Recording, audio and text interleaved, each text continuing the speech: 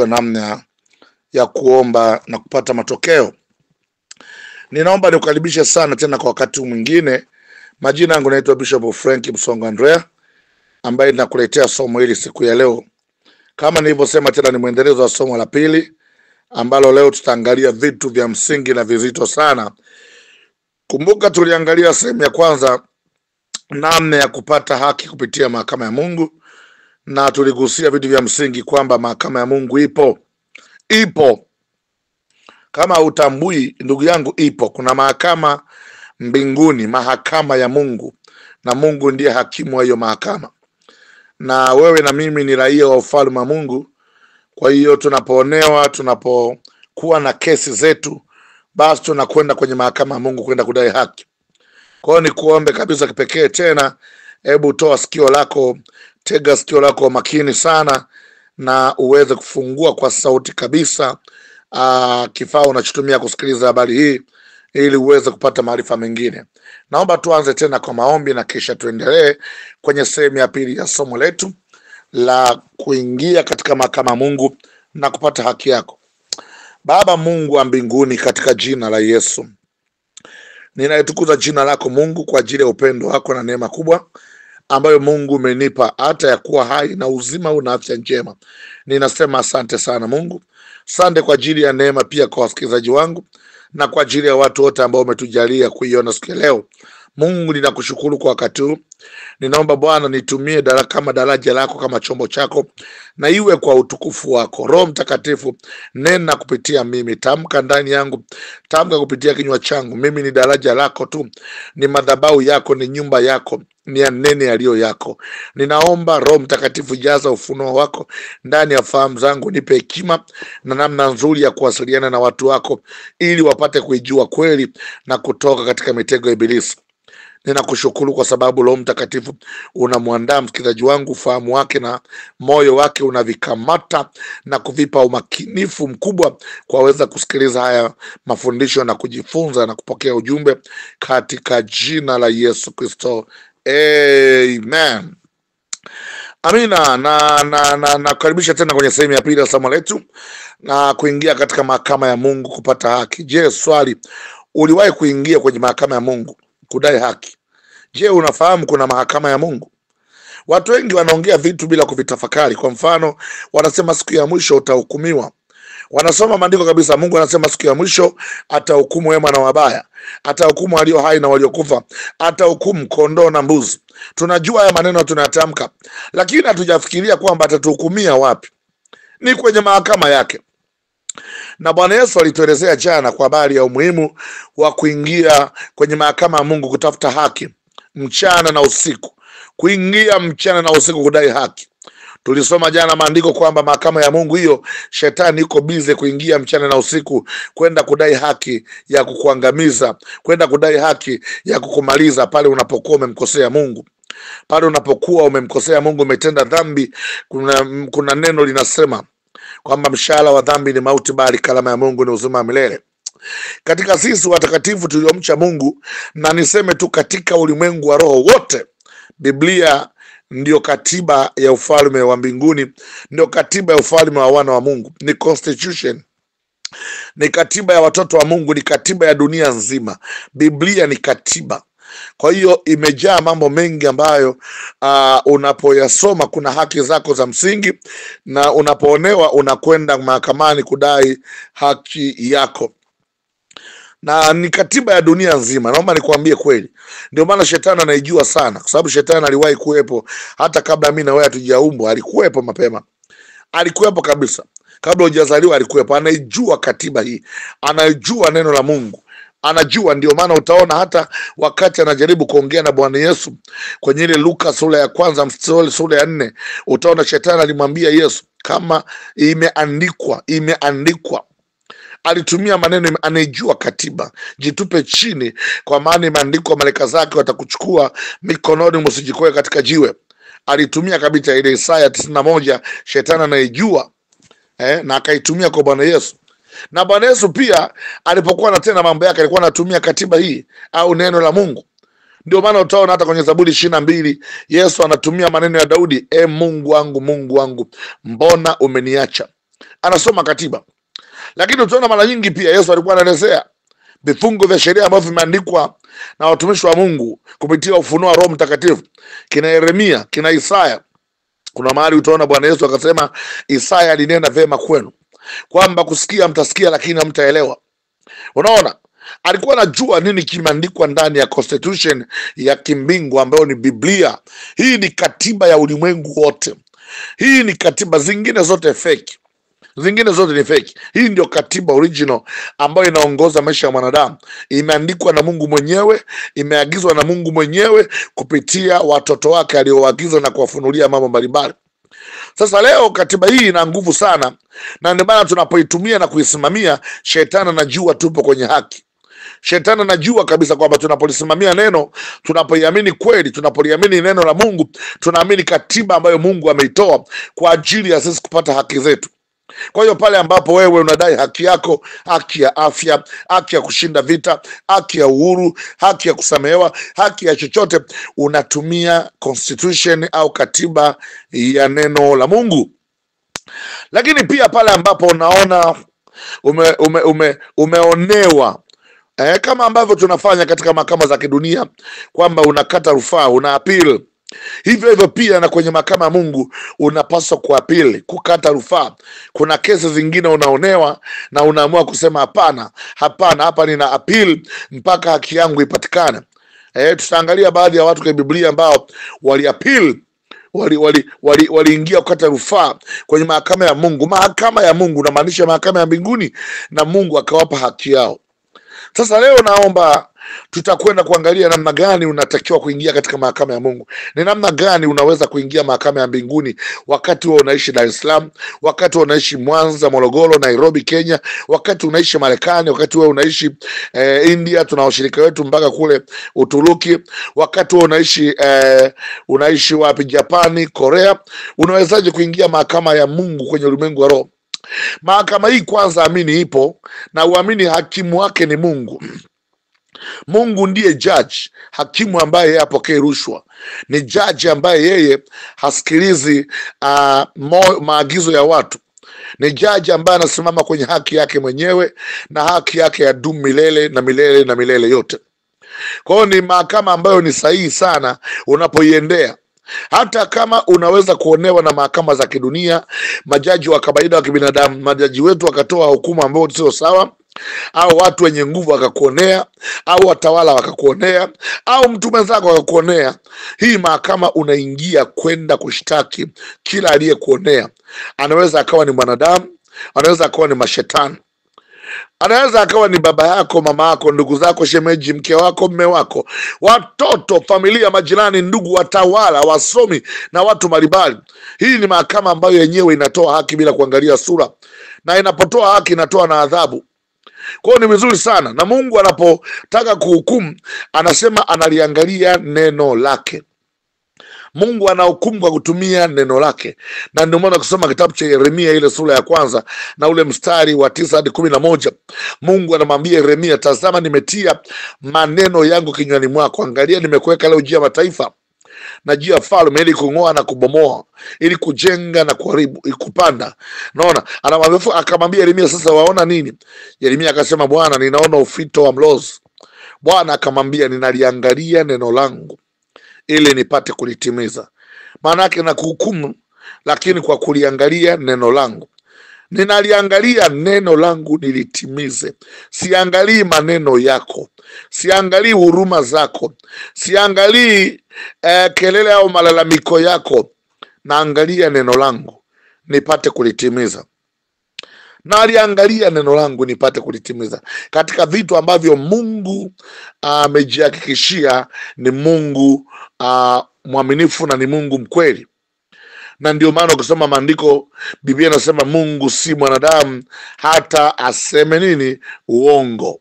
Kwa nini Mungu hawezi kusema uongo? Kwa sababu sio mwanadamu. Mwanadamu anaweza akapindisha haki. Unaona, wanadamu wanaweza wakageuza haki kwako. Ukisoma Hesabu 23 na ule mstari wa 19, anasema Mungu si mtu aseme uongo. Mungu si mtu aseme uongo. Hiyo ni Hesabu 23:19. Wala si mwanadamu ajute iwapo amesema, unafikiri hata litenda? Au iwapo amenena, unafikiri hata lifikiriza? Kwa hiyo analiangalia neno lake alilolisema, na kama analiangalia neno lake, hilo neno lake analitumia kutuhukumu, kwa sababu anajijua neno lake ni amina na kweli, ni amina na kweli, hawezi kusema uongo. Kwa hiyo Mungu anasema analiangalia neno langu nipate kulitimiza. Kuna wakati tunaenda mbele za Mungu kama nilivyosema, tunatafuta huruma badala ya kutafuta haki. Kuna wakati mwingine tunakwenda mbele za Mungu, tunakwenda bila hoja za msingi. Anasema leta maneno yako, leta hoja zako, upewe haki yako. Hasa unapokwenda bila hoja, bila unachokitaka, bila kujua unataka nini, matokeo yake unatoka kwenye maombi bila matokeo, na sometimes unatoka tu umepata faraja, lakini hujapata matokeo, hujapata haki yako. Sasa leo tunajifunza namna ya kuingia katika hiyo mahakama ya Mungu. Namba moja, na tusisitiza yale mambo ya msingi. Mahakama ni ya mbinguni, ipo kwenye ulimwengu wa roho. Halafu Mungu ndiye hakimu mkuu. Halafu mwanaye au Bwana wetu Yesu, yeye ndiye ambaye amesimama kama advocate wetu. Maandiko yanasema ni mwombezi wetu kwa Baba. Tunaye mwombezi wetu kwa Baba, tunaye mwombezi wetu kwa Baba. Kama tukifanya makosa tukawahi kutubu, tunaye mwombezi wetu kwa Baba. Mbele za Baba Yesu anakuwepo, lakini pia shetani naye anakuwa pale kwa ajili ya kudai haki ya kukumaliza. Kwa hiyo tunapotubu hapa duniani, mwombezi kule kwa Baba anasema ameshatubu na hastahili hiyo adhabu ya mauti, haistahili hiyo adhabu ya kuwa mgonjwa. Sasa kanuni za kuingia katika hii mahakama takatifu ya Mungu, namna ya kuingia katika mahakama au kuingia katika milango ya hii mahakama za Mungu. Unajua kila mahakama ina oda, kila mahakama ina utaratibu, kila mahakama. Nakwambia kweli, ukienda mahakama ya Kisutu hapa Dar es Salaam, kuna taratibu kabisa. Kwanza hata simu unazima, haitakiwi kelele, na namna yote ile inaitwa mahakama takatifu au tukufu. Ndio maana inaheshimika sana. Unapoingia pale, unatakiwa kuwa na discipline ya hali ya juu, kuwa na discipline ya hali ya juu, na kuna kuwa na wale makarani ambao wanaitisha court. Tasikia court, wote mnasimama, jaji anaingia, na kuambia ni mahakama ambayo unatakiwa ujue kabisa kwamba ni mahakama tukufu takatifu. Na Biblia inatueleza sisi tunapoingia kwenye mahakama ya Mungu kuna mambo ya kuzingatia. Kwa mfano, nitaanza na Zaburi 100 na ule mstari wa 4. Biblia inasema ingieni malangoni mwake kwa kushukuru, nywani mwake kwa kusifu, mshukuruni limidiji jina lake. Ingieni malangoni mwake kwa kushukuru, nywani mwake. Ni taratibu za kuingia kwenye mahakama ya Mungu. Unaingia kwa kushukuru, unaingia kwa kusifu. Alafu pia inatoa maelekezo mengine kwenye Mambo ya Nyakati wa Pili, kwenye Second Chronicle, Nyakati wa Pili, ile sura ya 23 na ule mstari wa 19. Second Chronicles 23 and verse 19. Inasema akawasimamisha walinzi malangoni pa nyumba ya Bwana, asiingie aliye mchafu kwa vyovyote. Unaona kwamba asiingie aliye mchafu. Kwa hiyo kuna toba, kuna utakaso, kuna usafi. Unapoingia kuna ulinzi umewekwa, asiingie yeyote aliye mchafu. Asiingie yeyote aliye mchafu. Akasimamisha walinzi malangoni pa Bwana, asiingie yeyote aliye mchafu. Na hapa ametuambia tunapoingia tunatakiwa tuingie malangoni kwake kwa kushukuru, na nywani mwake kwa kusifu, kwa kusifu. Kwa hiyo ni vizuri sana unapoingia katika malango ya Mungu, unaingia katika usawa ambao unajua ninaingia mbele za Mungu.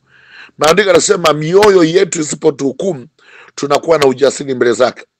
Methali pia 8 mstari wa 34. Mithali 8:34 inasema anaheri mtu yule anisikilizaye, akisubiri siku zote malangoni pangu, akingoja penye vizingiti vya milango yangu. Anaheri manake amebarikiwa, blessed is who. Unaona, Kwa hiyo ni vizuri sana, kanuni ya kuingia malangoni kwa Mungu kwa njia ya imani, unaingia kwa shukrani, unaingia kwa kusifu, unaingia kwa kusifu. Na anasema ameweka walinzi, asiingie yeyote ambaye ni mchafu. Walinzi wamewekwa, walinzi wamewekwa, asiingie yeyote aliye mchafu. Lakini ukisoma waraka wa kwanza wa Yohana sura ya 3, waraka wa kwanza wa Yohana ile sura ya 3 na ule mstari wa 20, 1 John chapter 3 and verse 20, ikiwa mioyo yetu inatuhukumu, kwa maana Mungu ni mkuu kuliko mioyo yetu. Anasema ikiwa mioyo yetu inatuhukumu, basi Mungu ni mkuu kuliko mioyo yetu. Unaona? Lakini anasema ule mstari wa 21, wapenzi, mioyo yetu isipotuhukumu, tunao ujasiri mbele zake. Hebu ngoja nisome vizuri yote, nianzie mstari wa 19. Natamani uipate yote vizuri. Biblia inasema kwa habari unapoingia kwa usafi, inaongelea usafi wa moyo, inaongelea usafi wa moyo. Kitabu cha waraka wa kwanza wa Yohana na ile sura ya 3 mstari wa 19 mpaka mstari wa 21. Naomba tafadhali haya maombi yafuatilie, yatakusaidia vizuri. Anasema katika hili tuwafahamu ya kuwa tu wa kweli, nasi tutaituliza mioyo yetu mbele zake. Naona ikiwa mioyo yetu inatuhukumu, kwa maana Mungu ni mkuu kuliko mioyo yetu. Kwa anasema tutaituliza mioyo yetu mbele zake ikiwa mioyo yetu inatuhukumu. Wapenzi, mioyo yetu isipotuhukumu, tuna ujasiri kwa Mungu. Unaona, mioyo yetu isipotuhukumu, tuna ujasiri kwa Mungu. Unaona? Kwa hiyo unapotakiwa kwenda mbele za Mungu, cha kwanza unatakiwa kuhakikisha hauna hatia ndani ya moyo wako, hauna hatia ndani ya moyo wako. Hakikisha moyo wako hauhukumiwi mbele za Mungu. Ndio sababu unapoingia katika malango ya Mungu, unaingia kwa usafi, kwa toba, na maanisha kwa kujitakasa, kwa usafi wa moyo, kwa usafi wa moyo. Haleluya, kwa usafi wa moyo. Na unaingia katika maombi ya kujitakasa na kuomba msamaha wa dhambi kama ambavyo Mungu ameahidi katika neno lake. Kwa hiyo anasema ameweka walinzi ili kisiingie chochote kilicho kichafu. Lengo lake ni kuzuia watu wasije wakaingia katika mahakama ya Mungu na kuidefile au kuinajisi. Unajua tena Mungu anaitwa ni Mungu mtakatifu. Kwake hakuna waa wala doa. Kwake hakuna kivuli cha kubadilika. Ni Mungu mtakatifu. So unapoingia kwenye court of heaven, you have to enter the court holy, with the full holiness, na utakatifu wote. Sasa tumeshapata hatua ya kwanza, unaingia kwa utakatifu wote, halafu unaingia kwa kusifu na kwa kushukuru. Hizo ndizo hatua za kuingia katika mahakama ya Mungu. Hizo ni hatua za kuingia katika mahakama ya Mungu. Sasa tutaangalia haya mambo ya msingi, hizi hatua, na baada ya hatua hizi tutaingia sasa kwenye mahakama ya Mungu kwenda kudai haki. Maeneo kadha ambayo mimi ninayaona leo, nitasimama pamoja nayo kwenye maombi katika kudai haki. Baada ya kutoka tu kuingia kwenye mahakama ya Mungu, tutaingia kudai haki katika maeneo kadhaa. Eneo la kwanza, ninataka leo nisimame na wewe kwa ajili ya kudai haki katika swala la afya. Swala la afya, tutakwenda kumwambia Bwana Yesu vifungu vya sheria vinavyohusu haki ya afya, haki ya wewe kuwa mzima, haki ya wewe kuwa na afya njema. Haleluya, haleluya, haki ya wewe na mimi kuwa na afya njema. So we enter through the divine or heavenly court to demand the rights, to demand the righteousness or the right kwa ajili ya haki ya afya. Mahakamani ni mahali sio pa kutunga sheria. Sheria imeshatungwa. Mahakamani ni mahali pa kufafanua sheria. So we define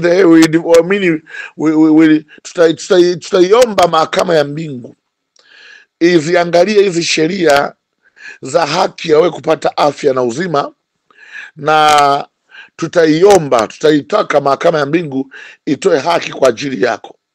Hivyo ndivyo mambo yanavyokwenda kwa watu wanasheria, wananielewa sana. We demand the heavenly court to give you a right concerning your health. Wakupe haki yako sawasawa na afya yako kulingana na sheria za Mungu na maagizo ya Mungu kulingana na haki yake. Na ndio maana akasema kitabu cha Zaburi 71, ni kusomea tu kipengele cha kwanza. Anasema Zaburi 71, Daudi alikuwa anajua sana. Daudi akiwa mgonjwa alikuwa anakwenda kutafuta haki ya afya mbele za Mungu. Maana anasema kitabu cha Zaburi 71 mstari wa pili, the book of Psalm 71 verse 2. Anasema kwa haki yako uniponye, uniopoe, unitegee sikio lako uniokoe. Kwa haki yako. Kuna haki zako Mungu umeziweka, zipo kwenye neno tunatumia leo. Kuna haki za mimi kupona, kuna haki za mimi uniopoe, kuna haki za mimi unitegee sikio lako na uniokoe. Ziko haki zangu ambazo aliziweka. Hizo haki nani? Mungu. Mungu ni bunge ambalo lilijitosheleza lenyewe, ni bunge ambalo lilijitosheleza lenyewe. Kwa hiyo kama ni bunge ambalo lilikamilika, kuna haki zetu ameziweka ndani ya sheria, ndani ya katiba yetu inaitwa neno la Mungu au ahadi za Mungu. Kwa hiyo Daudi anapotafuta uponyaji anamwambia Mungu, kwa haki yako uniponye. Kwa haki. Sikiliza neno haki. Kwa haki yako uniponye. Kwa haki. So Daudi anajua kwamba hapa ninapoingia kwenye kuhitaji uponyaji, ninaitaka mahakama ya Mungu iniponye, lakini kwa kutumia haki. Iniponye kwa kuzingatia haki yake. Hallelujah, glory. So ninataka leo tuingie katika hatua kadhaa za kudai haki. Namba moja, eneo la afya. Haki namba mbili ambayo tunakwenda kuidai katika maombi ya mimi na wewe ni haki ya ushindi dhidi ya vifungo na laana za giza, dhidi ya vifungo vya giza na laana za kichawi au za kishetani. Halafu haki ya mwisho ambayo nataka leo tuingie, kwa sababu ya muda wangu utakuwa umekimbia, nimeweka kipengele kingine, zingine nitaendelea nazo kesho. Tutaingia kudai haki dhidi ya watesi na maadui zako. Kudai haki ya ushindi dhidi ya watesi na adui zako. Kabla tujaingia kudai haki, nataka nikuoneshe sasa kwamba kuna watu ambao walikuwa ni wacha Mungu, na pili kuna watu ambao pia walikuwa sio wacha Mungu. Kuna wengine walihukumiwa, na walipohukumiwa wakaona hapana, natakiwa kuishi. Hakulalamikia watu, aliamua kuingia kwenye mahakama ya Mungu na kudai haki. Tutamwangalia mtu mmoja wa kwanza ambaye ninapenda tusome habari zake, anaitwa Mfalme Hezekia. Mfalme Hezekia aliwahi kuletewa habari na mtumishi wa Mungu anaitwa nabii Isaya. Isaya akamletea habari kwamba amehukumiwa, anatakiwa kufa. Kitabu cha Wafalme wa Pili sura ya 20 na ule mstari wa kwanza. Imagine unaletewa habari kama hiyo. Kitabu cha Wafalme wa Pili sura ya 20, na huyu jamaa alikuwa anajua mstari wa kwanza. 2 Kings chapter 20 and verse 1.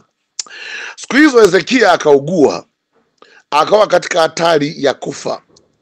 Isaya nabii mwana wa Amozi akamjia, akamwambia, Bwana asema hivi, tengeneza mambo ya nyumba yako, maana utakufa wala hutapona. Imagine, huyu nabii Isaya anaambiwa mpelekee mfalme Hezekia haya maneno kwamba atengeneze mambo ya nyumba yake, alipe kodi, alipe ada za watoto, alipe madeni, agawe urithi kabisa, maana amehukumiwa, atakufa.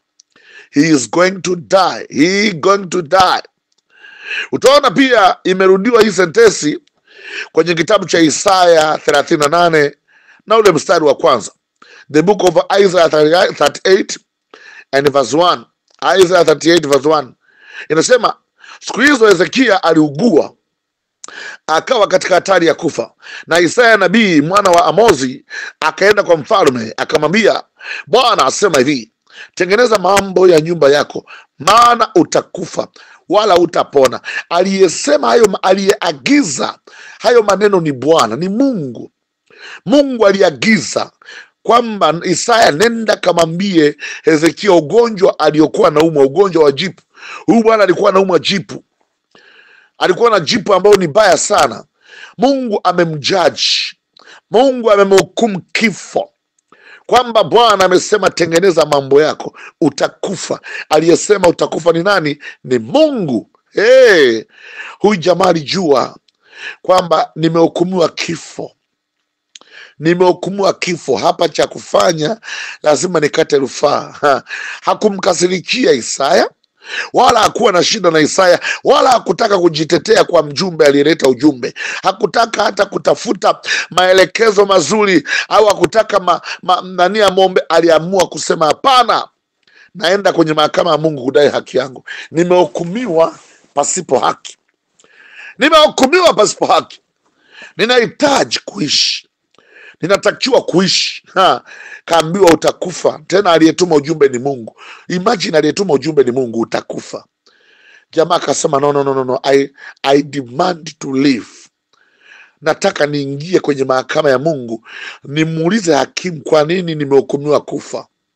Wafalme wa pili sura ya 20, Second King chapter 20 na ule mstari wa pili, tutaendelea kusoma mpaka ule mstari wa 7. Wafalme wa pili sura ya pili, Wafalme wa pili sura ya 20 na mstari wa 3. The book of Second Kings chapter 20 and verse 3 to 7. Anasema haya maneno, sikiliza kwa makini sana.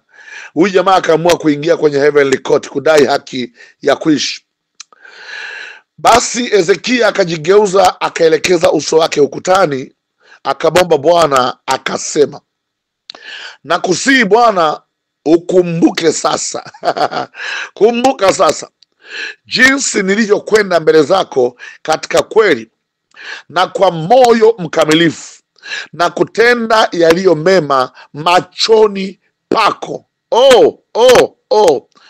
Ndio maana Biblia inasema nikumbushe na tuojiane. Eleza shida, eleza mambo yako, upewe haki yako. Hezekia anamwambia Bwana, ukumbuke sasa. You have to remember, for those who have been living in a righteous way, kwa wale ambao wamekuwa wakiishi katika maisha ya haki, je, wanastahili kufa? Maana wanaostahili kufa ni watenda dhambi, mshahara wa dhambi ni mauti. Kumbuka sasa jinsi nilivyokwenda mbele zako katika kweli na kwa moyo mkamilifu, na kutenda yaliyo mema machoni pako. Hezekia akalia sana kwamba mahakama hii itendee haki. Akaamua kuingia kwenye mahakama, akamwambia Bwana, Biblia inasema akamwomba Bwana akasema, nakusihi Bwana ukumbuke sasa. Bwana ukumbuke sasa. Bwana kumbuka. Nakumbuka mtu mmoja anaitwa nani? Anaitwa nani huyu dada mmoja kwenye Biblia ambaye alikuwa mshonaji wa nguo. Watu wakaonyesha mavazi yake alipokuwa amekufa, wakasema tunakata rufaa, haiwezekani afe huyu. Yes, haleluya. Wakalia wakasema haiwezekani afe. Huyu naye amepewa habari ya kufa, amekataa. Sikiliza matokeo yake, mstari wa 4, Second Kings chapter 20 verse 4. Wafalme wa Pili sura ya 20 mstari wa 4. Ikawa kabla Isaya hajatoka katika mji wa kati, neno la Bwana likamjia na kusema, rudi ukamwambie Hezekia mkuu wa watu wangu, Bwana Mungu wa Daudi baba yako anasema hivi, nimeyasikia maombi yako, haleluya, na kuyaona machozi yako. Tazama, nitakuponya, siku ya 3 utapanda nyumbani kwa Bwana. Tena nitazizidisha siku zako kiasi cha miaka 15. Haleluya. Nami nitakuokoa wewe na mji huu na mkono wa mfalme wa Ashuru, nami nitaulinda mji huu kwa ajili yangu na kwa ajili ya Daudi mtumishi wangu. Na Isaya akasema, twende. Akasema, twaeni mkate wa tini, wakautwaa wakauweka juu ya jipu, naye akapona. Kwa Mungu alisikiliza rufaa ya mtumishi wake mfalme Hezekia. Mungu akamwambia Isaya, rudi haraka, rudisha taarifa, kwa sababu huyu bwana amekata rufaa, ameongea kweli. Haleluya, haleluya, haleluya, haleluya.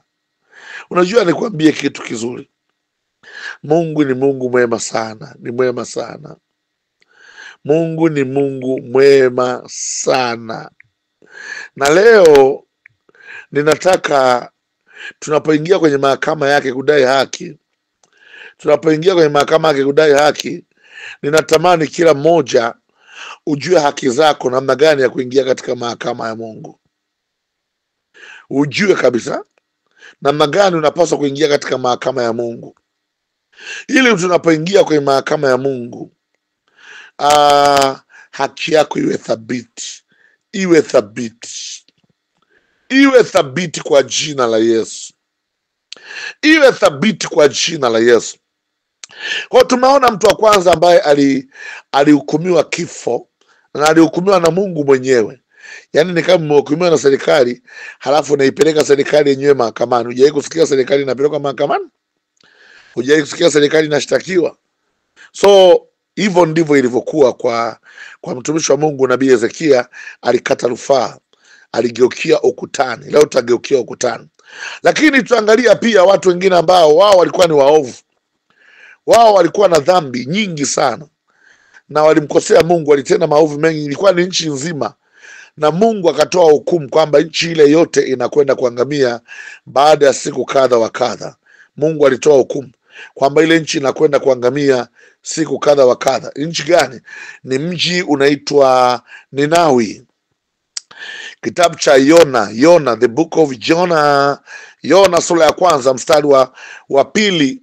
Yona sura ya kwanza mstari wa pili, tutaangalia. Mungu anamwambia Yona, ondoka uende Ninawi, mji ule mkubwa, ukapiga kelele juu yake, kwa maana uovu wao umepanda juu mbele zangu. Ninawi ilitenda dhambi mpaka uovu kafika mbele za Mungu. Nchi inaweza kutenda dhambi na uovu kafika mbele za Mungu. Mungu anamwambia ondoka uende mpaka Ninawi, mji ule mkubwa, ukapiga kelele juu yake, kwa maana uovu wao umepanda mbele zangu. Na ule mstari wa pili anasema, ondoka uende mji Ninawi, mji ule mkubwa, ukaihubiri habari nitakayokuamuru. Basi Yona akaondoka akaenda Ninawi kama Bwana alivyosema. Basi Ninawi ulikuwa mji mkubwa mno, ukubwa wake mwendo wa siku 3. Yona akaanza kuingia mjini mwendo wa siku moja. Akapaza sauti yake akasema, baada ya siku 40 Ninawi utaangamizwa. Mstari wa 4, Yona 3, the book of Jonah 3:4. Yona anawaambia baada ya siku 40 Ninawi utaangamizwa. Nineveh gonna perish within 40 days, is going to perish. Uovu wake ulifika mbele za Mungu. Mungu akatoa judgment. Within 40 days the city will perish. Mji utaangamizwa, utapotea. Haya. Watu wa Ninawi wakamsadiki Mungu, maanake wakamwamini Mungu, wakatangaza kufunga, wakajivika nguo za magunia, tangu yeye aliye mkubwa hata aliye mdogo. Habari ikamfikia mfalme wa Ninawi, naye akaondoka katika kiti chake cha enzi, unaona, akatoka ikulu, akavua vazi lake la kifalme, akajitia nguo za magunia na kuketi katika majivu. Naye akapiga mbiu, yani katoa tangazo, akatangaza habari katika mji wa Ninawi kwa habari ya mfalme na wakuu wake, akasema, mwanadamu asionje kitu, wala mnyama, wala makundi ya ng'ombe, wala makundi ya kondoo, wasile wala wasinywe maji siku 3 hizo. Na mimi je, haikunipasa kuhurumia Ninawi, mji ule mkubwa, ambao ndani yake wamo watu zaidi ya 120,000, zaidi ya 120,000. Maanake walikuwa wanakaa watu 120,000 wasioweza kupambanua katika mkono wao wa kulia na mkono wa kushoto. Tena wamo wanyama wa kufugwa wengi sana. Mfalme wa Ninawi hapa kazipata habari. Mhubiri mtumishi wa Mungu Yona, baada ya kutoka kwenye samaki, akaenda Ninawi ametoka kutapikwa na samaki, sasa ameingia mji wa Ninawi. Mungu anamwambia, nenda Ninawi, kawaambia watu wa Ninawi kwamba uovu wao umefika mbele zangu, uovu wa mji. Walitenda uovu wa ajabu mpaka ukafika mbele za Mungu. Kikombe cha Mungu kilijaa cha hasira. Mungu akatoa hukumu ndani ya siku ya 40. Ndani ya siku 40 Ninawi iangamizwe. Unaona, Ninawi iangamizwe. Lakini ashukuriwe Mungu. Mungu ameweka watu intercessors kama sisi. Sisi ni wale ma-intercessors tunaoingilia kati pia kwa niaba ya Bwana Yesu, kwa sababu tunatenda kazi ambayo Bwana Yesu anaitenda. Kazi ambayo Bwana Yesu anaitenda, anasema na sisi tutafanya pia. Kwa hiyo unaangalia kazi ya kuintervene, kuingilia kati ya Mungu na wanadamu, ya kuleta ujumbe na maelekezo kama hivi. Kwa hiyo Yona akapeleka ujumbe. Mungu ni wa rehema na wa upendo. Hebu angalia, Mungu hakuiangamiza Ninawi kwa kimya. Mungu aliona anavyoipenda, anapenda watu. Mungu anapenda hawa waovu, anawapenda upeo. Mungu anawapenda hao wabaya. Bado akaamua kutuma taarifa ili hawa watu wajue cha kufanya. Alipotuma taarifa, watu wa Ninawi wakatangaza mfungo wa siku 3. Siku tatu. Mfalme wa Ninawi aliposikia habari hizo, na yeye akasema, hapana, na mimi ninatoka ikulu. Akaenda kukaa karibu na jiko la majivu. Akaenda kukaa karibu na jiko la majivu. Kwa nini? Kwa sababu alijua ndani ya mji wa Ninawi kuna wengine ni mamuma, illiterate. Kuna wengine ni insane, wana insanity, ni vichaa, hawajitambui. Akasema humo ndani pia kuna watu hawajasoma, hawajui hata kutofautisha mkono wa kulia na wa kushoto. Naweza kuimagine kwamba kuna watu hata kumweza mkono wako wa kushoto ni upi hajui. Lakini akasema pia mji una watu 120, inamaanisha wote wanakwenda kufa. La pili, kuna wanyama ambao hawana hatia. Kuna wanyama, kuna viumbe, kuna watoto wachanga, kuna watu hawana hatia. Mfalme akasema hapa ni agizo la Mungu ameleta. Na wale watu walikuwa wanaamini sana miungu kutoka ndani ya maji, na ndio maana walikuwa ni mpango wa Mungu kutengeneza mazingira Yona aje kwa usafiri wa samaki, ndio wangeweza kumwelewa. Na waliamini kwa sababu alikuja kwa usafiri wa samaki, akajua kabisa. Na ndio maana utaona wale watu wa Ninawi waligundua siri, wakasema hapana, hapa ni kuingia kwenye mahakama ya Mungu na kudai haki. Waliingia kwenye mahakama, walifunga siku 3. Mfalme alisema wote ambao wanastahili kufa, wote ni kufunga, mpaka watoto, wanyama, wanadamu. Mfalme mwenyewe, nchi nzima ikatangaziwa kufunga, mfungo wa kutengua, kubadilisha kifo. Na ashukuriwe Mungu kweli, walipoingia kwenye maombi ya kutubu. Na unajua tena, Mungu ukishatubu anaiondoa dhambi yako na dhambi yangu kama wingu zito, na Mungu akawasamehe. Lakini pia utaona wako wengi ambao watumishi wa Mungu waliingia pia kwenye mahakama kwa niaba yao. Kuna watumishi wa Mungu pia wanaweza kuingia kwenye mahakama ya Mungu, tukaomba kwa niaba yako. Ndio maana tunaitwa intercessor. Tunaingia mbele za Mungu kudai haki yako, wewe ambaye hata umjui Mungu, hata wakati mwingine hujui umehukumiwa nini. Wako watu wengi tu ambao huwa naoneshwa na Mungu wao wanaenda kufa, wanaenda kuangamia. Unaingia kwenye maungu kwa mbele za Mungu, kwenye mahakama ya Mungu, kwenda kuomba msamaha na rehema na kuomba Mungu azuie mauti juu yake. Unatumia vifungu ambavyo najua anavitumia, nitakuelekeza vizuri sana. Mmoja wapo nikupe mfano, ni baba wa imani, Baba Ibrahim. Baba Ibrahimu aliletewa habari na Mungu kwamba uovu wa mji wa Sodoma na Gomora umefika mbele za Mungu. Uovu wake ni mkubwa sana. Uovu wa Sodoma ulikuwa ni mkubwa sana, unaona. Na Mungu akaahidi kwamba anakwenda kupiga kiberiti, akaahidi kabisa anakwenda kuangamiza ule mji kwa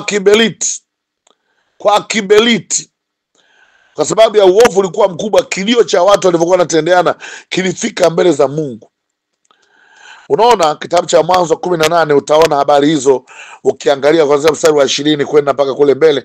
Labda nikusomee tu. Bwana akasema, kwa kilio cha Sodoma na Gomora kimezidi, na dhambi zao zimeongezeka sana. Dhambi zao zimeongezeka sana. Unajua kilio kilikuwa vipi?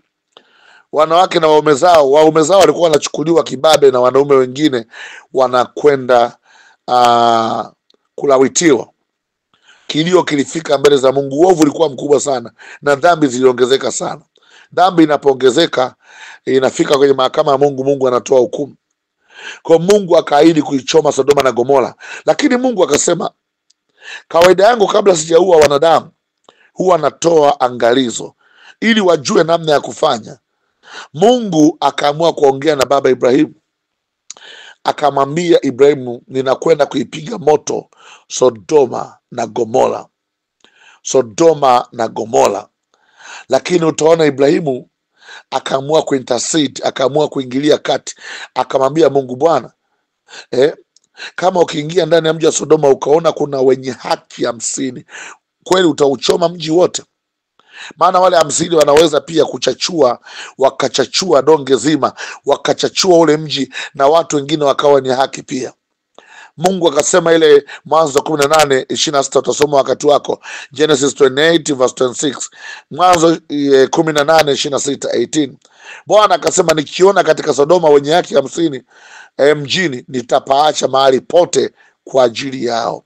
Kuna watu Mungu amewaspea, kuna watu Mungu amewapreserve kwa sababu ya wewe. Unapokuwa mwenye haki wa Mungu, Mungu anaweza kuokoa hata wale walevi walio kwenye familia yako, hata wale wazinzi, hata wale wachawi na washirikina, wakapata muda wa kuishi maisha marefu ili baadaye wabadilike. Ibrahimu akaendelea kuintercede, akasema okay, wakiwemo 20. Mungu akasema hata 20 wakiwemo nitaacha. Hata 20 hawakuwemo. Akasema 15 vipi? Mungu akasema hata 15 hawakuwemo. Akasema okay, vipi wakiwemo 10? Hakuna. Imagine mji mzima hakuna hata wenye haki 10. This town was ilikuwa ni amazing. Kwa hiyo akaintercede kuamua sasa, akasema basi vipi kama wakiwemo 5? Akaona bora Ibrahimu intercede kwa ajili ya nani? Kwa ajili ya ndugu yake Lutu, mtoto wa ndugu yake Harani. Ikabidi amwambie vipi kama wakiwemo 5? Hapo Bwana akasema basi wakiwemo, na wenyewe wakakosa. Lakini kwa sababu Ibrahimu alikuwa anaintercede kwa ajili ya wenye haki, Lutu ndo alikuwa mwenye haki peke yake. Alikuwa anaingilia kati kwa ajili ya Lutu ndo alikuwa mwenye haki peke yake. Kwa Mungu akaona amuondoe Lutu kwa sababu ya Ibrahimu. Kwa sababu ya Ibrahimu, Bwana akamuondoa Lutu ndani ya mji wa Sodoma kwa sababu ya Ibrahimu. Ibrahimu alisimama kwa ajili yake. Mungu kabla haja kuangamiza huwa anatoa taarifa: jitakase, kuwa safi, tubu dhambi zako, acha hivi, ingia mahakamani upate haki. Kumbuka tumesoma maandiko, mioyo yetu isipohukumiwa tunakuwa na ujasiri mbele zake. Tunakuwa na ujasiri mbele zake. Haleluya. Haleluya, haleluya. Mioyo yetu isipotuhukumu, tunao ujasiri mbele zake. Basi naomba kwanza, hatua ya kwanza tunapoingia, kabla tunaingia malangoni pa Mungu, kwanza unaingia kwa imani na kwa utakaso. Haleluya, kwa utakaso, kwa imani, kwa utakaso, kwa utakaso. Mungu anahitaji kutusamehe na kutusamehe mioyo yetu. Tunatubu mbele zake na tunaingia kwa utakaso mbele zake. Kwa hiyo ninaomba nianze maombi haya ya utakaso pamoja na wewe, na unajitakasa, unamwambia Mungu, naomba unisamehe. Unapomwambia Mungu, mimi ni mwenye dhambi, kuna maandiko mengi ya utakaso ambayo unaweza kuyatumia unapoingia katika mahakama ya Mungu. Kama utapenda kuyaandika, yatakusaidia ili baadaye tunaingia kwenye maombi pamoja. Kwa mfano kitabu cha Isaya 43 na mstari wa 25. Isaya 43 mstari wa 25. Isaiah 43 verse 25. Hili ni andiko la wewe kudai haki ya kusamehewa. Anasema mimi ndimi niafutaye makosa yako kwa ajili yangu mwenyewe, wala sitazikumbuka dhambi zako. Kwa Mungu anasema anayafuta makosa yako kwa ajili yake yeye, ndo anapata faida na hata sikumbuka dhambi zako. Anasema kwenye Isaya 44 na ule mstari wa 22. Isaiah 44 verse 22. Anasema nimeyafuta makosa yako kama wingu zito na dhambi zako kama wingu, unirudie maana nimekukomboa. Kwa baada ya kusamehewa, Mungu anasema nimeyafuta makosa yako. Kwa unapotubu, kuna hakika Mungu anakuwa ameyafuta makosa kama wingu zito na dhambi zako kama wingu. Kwa anasema mrudie, una ujasiri sasa. Lakini pia tukisoma Zaburi 103 na ule mstari wa 12, Psalm 103 verse 12, Zaburi 103:12 anasema kama mashariki ilivyo mbali na magharibi, ndivyo alivyoweka dhambi zetu mbali nasi. Kama mashariki ilivyo mbali na magharibi, ndivyo alivyoweka dhambi zetu mbali nasi. Lakini pia ukisoma maandiko Isaya 1, huu ni mwaliko. Isaiah chapter 1 verse 18.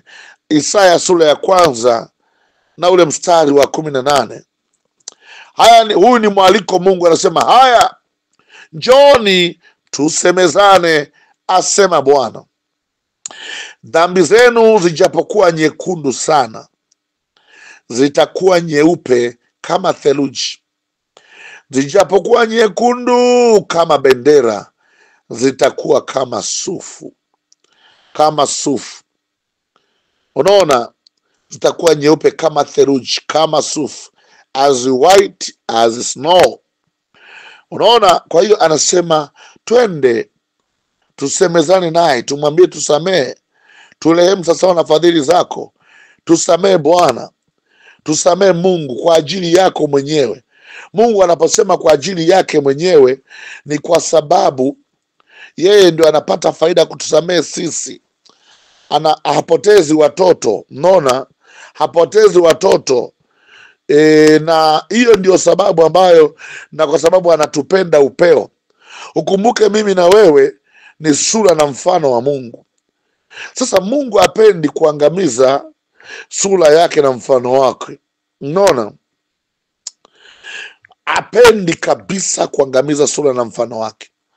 Na ndio maana anaita tukatubu, tukatubu, tukatubu, tukatubu. Unaona, tukatubu. Tunapotubu tunakuwa ameokoa sura na mfano wake. Watu wa Mungu, naomba fatana mimi. Ni vizuri sana ukajua haya maneno. Kwa nini Mungu anatusamehe pia? Kwa nini Mungu anatusamehe pia? Pia sababu ya pili Mungu kutusamehe ni kwa sababu ya jina lake. Unajua, nikwambie kitu, Mungu amelikuza jina lake hata kuliko ahadi zake. Kwa nini jina lake Mungu hapendi litue unajisi au litukane kati ya mataifa? Na ndio maana watu wengi walipokuwa wanamwendea Mungu, walikuwa wanamwendea Mungu hata wakati mwingine akimwambia Mungu nisamehe, ni kwa ajili tu ya jina lako. Kwa ajili ya jina lako unisamehe. Kwa ajili ya jina lako uniponye. Kwa ajili ya jina lako unisikilize maombi yangu. Mama ya ga. Kwa nini? Kwa ajili ya jina lako unirehemu. Kwa nini? Kwa ajili ya jina lake. Ndugu yangu, Mungu analithamini jina lake kuliko chochote. Umeelewa? Nikusomee Yeremia 14 mstari wa 21. Anasema, usituchukie kwa ajili ya jina lako, usikifedheheshe kiti cha enzi cha utukufu wako. Kumbuka, usilivunje agano ulilolifanya nasi. Kwa hiyo kwa ajili ya jina lako usituchukie, kwa sababu ukituchukia utafedhehesha kiti chako cha utukufu. Kwa hiyo usisahau kwamba ulifanya agano pamoja na sisi. Sisi ni wana wa agano jipya, kuna agano lipo. Kwa hiyo Mungu, ukituchukia utavunja agano. Kwa ajili ya kuheshimu jina lako usituchukie. So hata tunapoenda mbele za Mungu tunamwambia Mungu, tusamee makosa yetu, la pili pia kwa ajili ya jina lako. Ukisoma Yeremia, hawa watu wananishangaza sana. Ile Yeremia sura ya 14 na ule mstari wa 7. Jeremiah 14:7. Yeremia 14 mstari wa 7 anasema, ijapokuwa maovu yetu yanatushuhudia, lakini utende wewe kwa ajili ya jina lako, Bwana, maana kurudi nyuma kwetu ni kwingi, tumekutenda dhambi. Yani imagine hao watu wanasema tumekutenda dhambi kweli, lakini Mungu, ijapokuwa maovu yetu yako wazi, yako bayana, maovu yetu yako wazi, yako vivid, yako naked, lakini utabidi utende kwa ajili ya jina lako. Inabidi tusamehe kwa ajili ya jina lako, inabidi utusamehe kwa ajili ya jina na hii ni prayer point nzuri sana.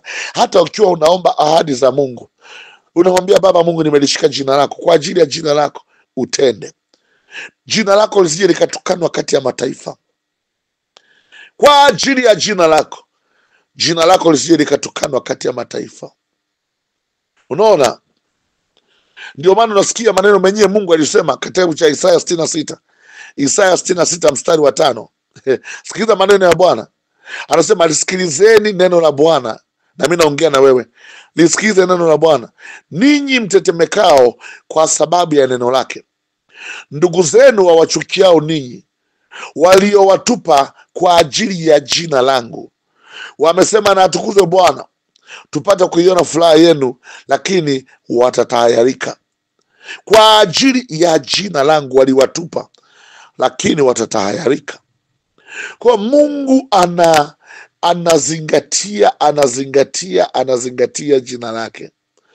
Kwa ajili ya jina lake Mungu yuko radhi kusamehe, yuko radhi kuahirisha mabaya, yuko radhi kuahirisha mauti. Ndio maana alivyoongea Hezekia, Mungu aliahirisha mabaya. Kusoma Isaya 48, hili ni neno zuri sana. Isaya 48 mstari wa 9. Isaya 48 mstari wa 9 anasema, kwa ajili ya jina langu nitaahirisha hasira yangu, na kwa ajili yako nitajizuia, ili nisifiwe, wala nisikukatilie mbali. Nimekuambia, Mungu akikuangamiza, akituangamiza sisi, ni Mungu anapata hasara, anafiwa na watoto. Sisi ni sura na mfano wake. So anasema, kwa ajili ya jina langu nitaahirisha hasira yangu, na kwa ajili ya jina lako, kwa ajili yako nitajizuia, kwa ajili ya jina lake. Unaona? Na ndio maana Daudi alikuwa anajua siri, kwamba ninapotaka kumsiri Mungu jambo, hebu acha niingilie kwenye kona ya jina lake. Daudi anapokuwa kwenye wakati mgumu, amekata tamaa, anataka kufa, anataka ahuike, revive, aamke tena. Ile Zaburi 143 na ule mstari wa 11. 143:11 anasema, Bwana, unihuishe kwa ajili ya jina lako, kwa haki yako unitoe raha yangu taabuni. Unihuishe kwa ajili ya jina lako, kwa haki yako, kwa haki ya mahakama yako unitoe roho yangu taabuni. kwa ajili ya jina lako unihuishe. Ukiangalia Zaburi 109 mstari wa 21, the book of Psalms 109 and verse 21, anasema nawe Mungu Bwana unitendee kwa ajili ya jina lako, kwa kuwa fadhili zako ni njema, uniokoe. Unitendee kwa nini? Kwa ajili ya jina lako, sio kwa ajili ya haki zangu, sio kwa ajili ya bidii zangu, sio kwa ajili ya sadaka zangu, kwa ajili ya jina lako, kwa ajili ya jina lako. Kwa Mungu amekuwa akitenda mambo kwa ajili ya jina lake, kwa ajili ya jina lake. Hata ukiangalia, na napenda sana huu mstari ambao Daudi huwa aliuongea, kitabu cha Zaburi 106 mstari wa 8, the book of Psalm 106, Zaburi 106 mstari wa 8, anasema lakini akawaokoa kwa ajili ya jina lake, ayadhihirishe matendo yake makuu. Aliwaokoa kwa nini? Kwa ajili ya jina lake, ayadhihirishe matendo yake makuu. Ndugu yangu, sijui nikwambie nini. Hebu acha nikuongezee maandiko mawili au matatu.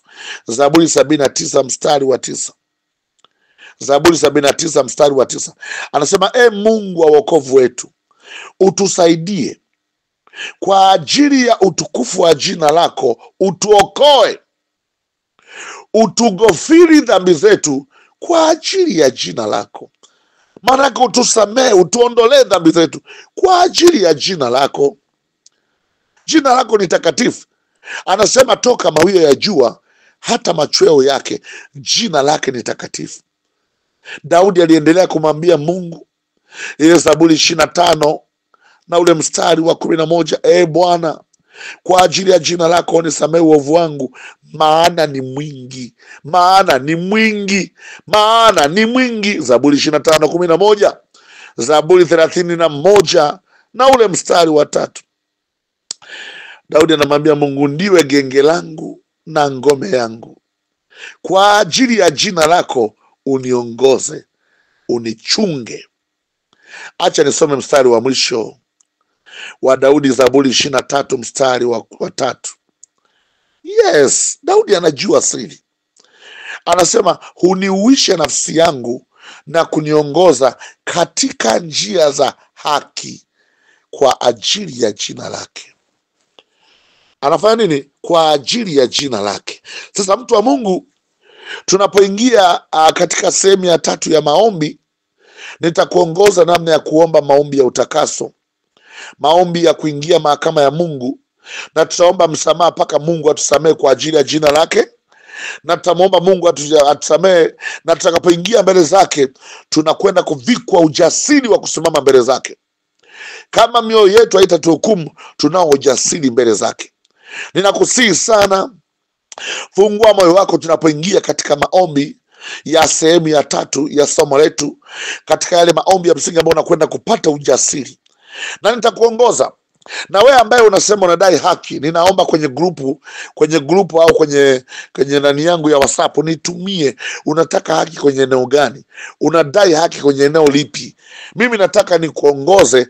Tunataka tuingie kwenye mahakama ya Mungu kudai haki. Je, unataka kudai haki kwenye ndoa au kwenye afya? Wewe andika chochote. Kwenye biashara, nitakwenda kuomba kwa ajili yako. Kwa hiyo kuwa pamoja na mimi. Nataka nisimame na wewe mpaka mwisho, na nataka nisimame na wewe mpaka niuone ushindi, haki ya Mungu ikatende. Kwa sababu amesema tukimwelilia Mungu usiku na mchana, tukimwendea huyu kadhi ya mwaminifu, jaji mwaminifu ambaye ni Mungu, ambaye atatupa haki wale tunaomwendea mchana na usiku. Kwa hiyo utakwenda kutuma hata ujumbe wako, utakwenda kutuma ujumbe wako. Na kwenye maombi haya utaambatanisha na uvumba, harufu ya uvumba. Nitakuonesha harufu ya uvumba huwa inaambatana na kila maombi ya utakaso. Ndio maana utaona Ayubu alikuwa na utakaso tuweka wa dhabihu. Unaweza kutuma sadaka yako kupitia 0755 95 68 84. Twende sehemu ya 3 ya maombi yetu. Naitwa Bishop Frank Musongo Andrea, sehemu ya 3. Twende. Amen.